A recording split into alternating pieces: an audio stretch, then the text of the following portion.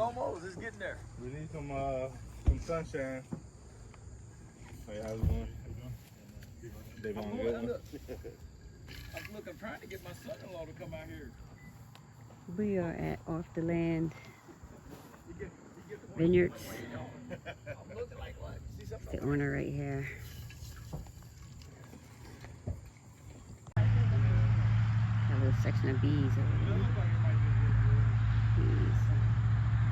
We're gonna get no hurricanes if it stops raining. Right now we're losing grapes because of the rain. Right. You know. Yeah. Yeah, so they're gonna go dormant obviously. Last year they didn't go dormant at all.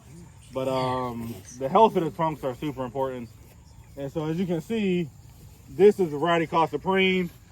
As you can see the size. And so if you want to eat some like this right here, can we taste them? that's right. This is going to be unripe. Oh. So if you eat that, it's probably going to burn your lips. Oh, look how big they are. The acidity is pretty high. Yeah, so I mean, yeah, so kind of like blacker the berry, sweeter the juice.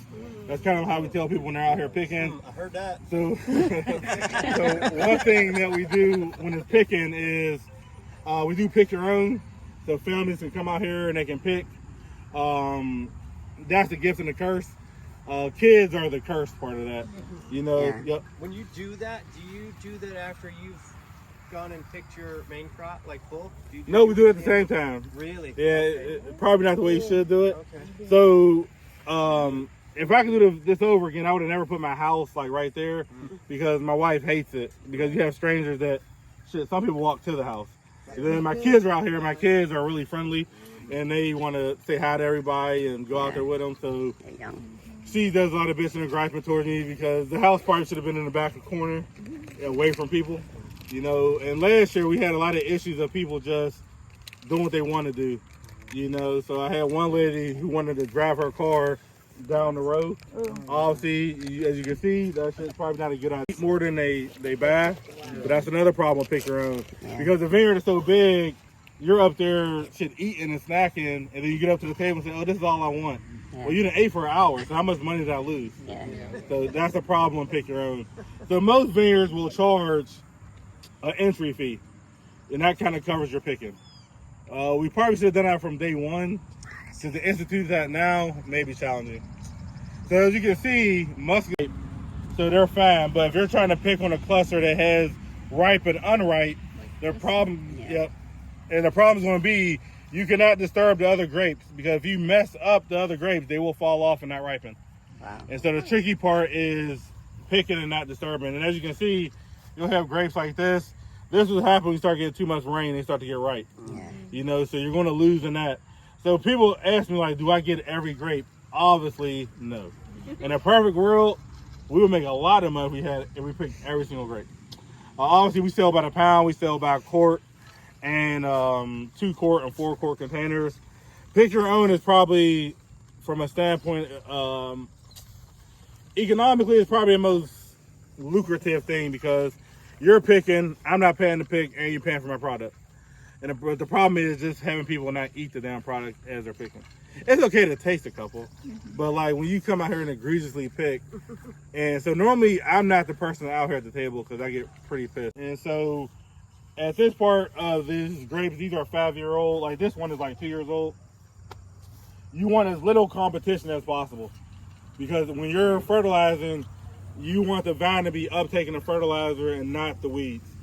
And so that's kind of problematic. What's your watering system? Like Yep, so this right here is the irrigation. So we have 3 wells on this farm. The water is all controlled by Bluetooth. So I go to the emitter, turn it on. It comes on for an amount of time that I give it, and then it turns off. That's awesome. You know, obviously you're not going to be hand watering none of this. And when you look at the economics, so it costs us about anywhere between like $15,000 to like $18,000 an acre to put this in. So now you're looking at times that by 6.5 acres. Yeah, it's expensive. It gets expensive. Yeah. So the most expensive thing is going to be these damn poles. Oh yeah. These poles are super expensive. Now this first acre, I recycled all these poles. At the time, that seemed to be a good idea, but it wasn't.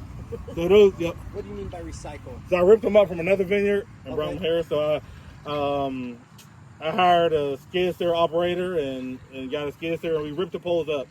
The problem with that is these poles were first put in the vineyard in 2007. Now it's 2025, so they're starting to get towards the end of the life of the bottom, starting to rot. Yeah. And so it probably would have been better if I would have just bought. And so when we're doing this, they're going right and left. So down the middle is what she split. And so eventually they will die, you know.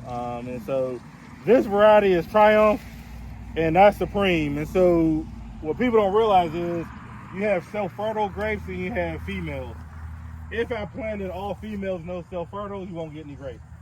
And so grapes are not pollinated by bees or wind pollinated. So what happens is this year was good. You know, we had a really good, you know, pollen spread.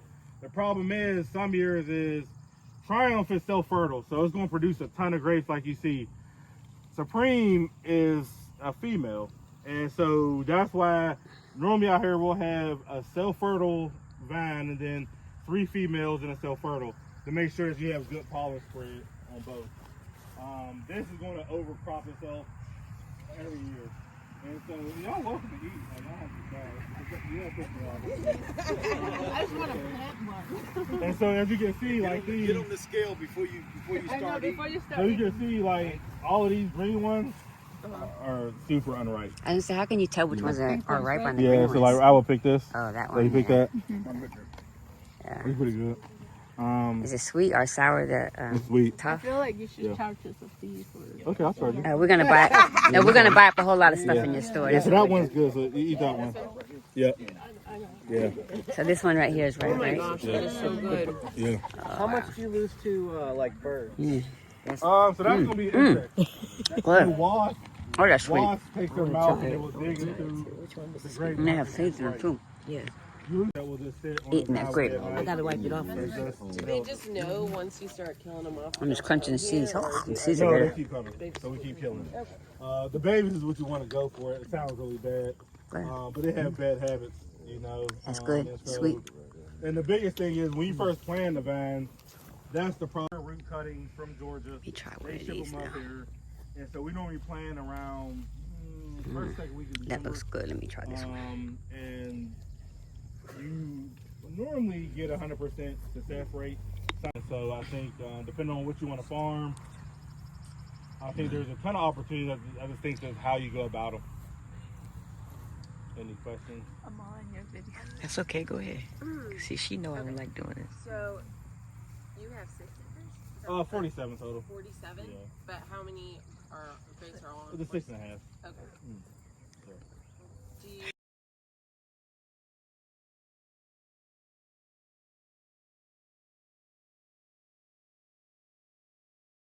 But if y'all not going home on Fridays, they'll be open from I think 1 to 5.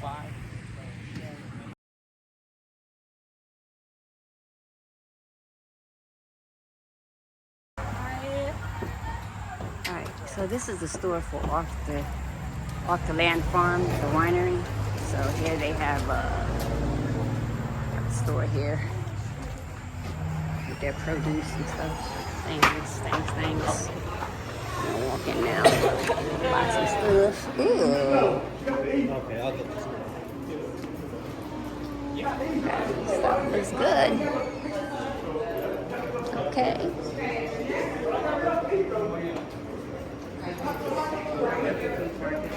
Sweet shrub, elderberry, apple cider. That must go down. Strawberry cider, 8.50. Deborah, Mr. Muscadine cider right here. Muscadine How much is juice, the cider? 100%. I think it's $8.50. Oh, strawberry cider. We're gonna get some. $8.50. It's juice. So it's mostly juice. coffee. It's not wine. Yeah, no, they don't have wine, but I'm gonna get some. I'm gonna get some too from because So this is $10. I think. The muscadine. This is the 64 ounce. So 64 ounce. We built this. We opened August 20th of last year. So currently we're open 7 days a week. That will change from the first. We'll go back to 5 days a week.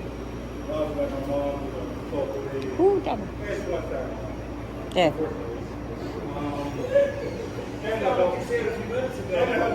Good. They got the pies here. Cha-cha here too. This is kind of They like got those pies. I mentioned earlier, like being able to Veggie kind of add value to the farm. We didn't think this would be expensive. Buttermilk biscuits. Yeah, so we went over like over budget like 100,000. You know, we managed the books. It was the big. Well, that's what kind of happened. But then we didn't take account for how many more out there as you can see. And so I'm gonna try this potato pecan butter. Ooh, let's get that. I'm gonna get a basket. I'm gonna get a basket.